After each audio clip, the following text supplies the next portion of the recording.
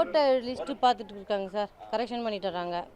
அது வந்து சந்தேகம் வந்து இங்கே இருக்கிற 2005 யார் ஓட்டு போட்டாங்களோ அவங்களுடைய ஐடி ப்ரூஃபு எங்களுடைய ஐடி ப்ரூஃபு ஃபில்அப் பண்ணி கொடுக்க சொல்கிறாங்க. கிளியர். நான் அம்மா அப்பா செங்கல்பட்டு இருக்குது. அது எப்படின்னா இல்லை ஹஸ்பண்டு கொடுக்கலாம், அம்மா அப்பா அங்கேருந்து செல்லாது, இங்கே இருக்கிறவங்க தான் கொடுக்கணுன்னா அப்போ ஹஸ்பண்ட் கொடுக்கலாம், ஓகேன்னா சரி ஓகே சொல்கிறாங்க. 2005 நான் செங்கல்பட்டில் இருந்தேன், நான் அங்கே தான் போட்டிருப்பேன். இங்கே போடல, உடம்பு சரி நான் ஓட்டு போடல, இங்கே வந்து தான் நான் ஓட்டே போட்டேன். எங்கள் வீட்டுக்காரு பூர்வீகம் இதுதான், 2005 இங்கே தான் இருக்காங்க எல்லாம் 40 வருஷம். சொல்கிறாரு, ஃபுல்லாக ஃபில்அப் பண்ணி கொடுங்க, எப்படி ஃபில்அப் பண்ணணும், என்னென்ன பண்ணணும் கிளியராக சொல்கிறாரு.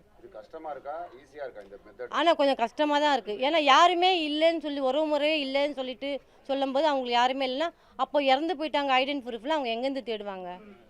இப்போ அப்பா அம்மா இப்போ இவருக்கு அப்பா அம்மா இருக்காங்க, அவங்கள அம்மாவுடைய ஐடி ப்ரூஃப் இருக்கா இல்லையான்னு தெரியாது.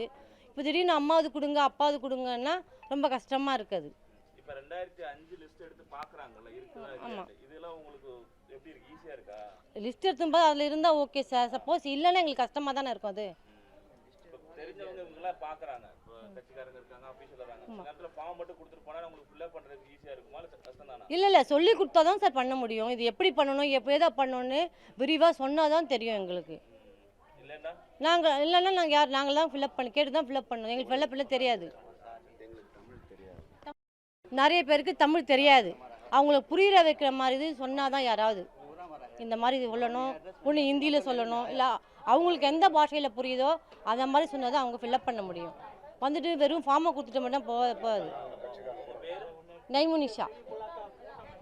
நாங்கள் இந்த ஏரியாவில் தான் இருந்தோம், இங்கேருந்து இப்போ வேறு ஏரியாவுக்கு மாறிட்டோம்.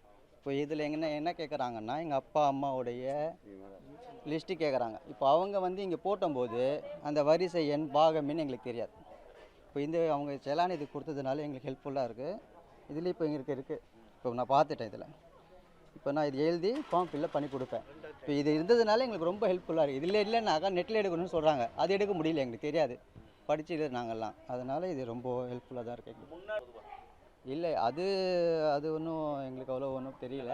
புதுசாக ஓட்டு போடணும், அப்போ வந்து போய் நீங்கள் ஓட்டர் ஐடி லிஸ்ட் வாங்கணுன்றதுக்கு அந்த மெத்தடுக்கு இப்போ வந்து ஒரு 2005 ஓட்டு போட்டிருக்காங்களான்னு பார்க்குறது அது மெத்தட் கொஞ்சம் தப்பாக தான் இருக்குது எங்களுக்கு. ஏன்னா இப்போது ஓட்டு போட்டுருக்குறோம் ஆல்ரெடி, எங்களுக்கு ஆதார் கார்டு அதெல்லாம் வச்சு தான் ஓட்டு கொடுத்தாங்க.